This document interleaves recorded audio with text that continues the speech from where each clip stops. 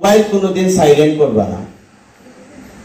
এটা আমার সাংবাদিকতার সময়ে বলতেন যে তোমার কাছে হয়তো 3টার সময় ফোন আসতে পারে, ভোরে ফোন আসতে পারে, কোন সময় কোন বিপদ কার আসবে সেটা তো বলা যায় না। এজন্য কোনোদিন তুমি মোবাইল সাইলেন্ট করবে না। সেই থেকে আমার খুব বেশি যদি অসুবিধা থাকে তাহলে আমি মোবাইলটি বন্ধ করে রাখি, যাতে কেউ বলতে পারে না যে আমি ফোন দিলাম উনি ফোন ধরলেন না।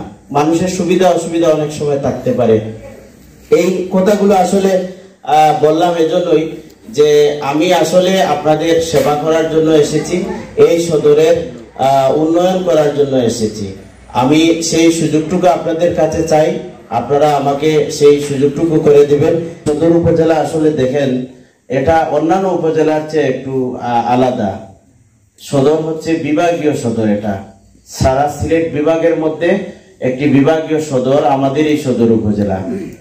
আপনি সুনামগঞ্জ সদর বলেন, সেটাকে আপনি বিভাগীয় সদর বলতে পারবেন না, সেটা হচ্ছে ওই সুনামগঞ্জ জেলা সদর, আর আমরা হচ্ছি বিভাগীয় সদর।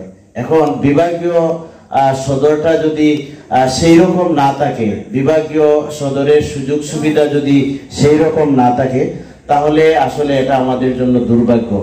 আমরা এখনো অনেক বিষয়ে পিছিয়ে আছি। আমার সাংবাদিকতার বয়স প্রায় 12-13 বছর।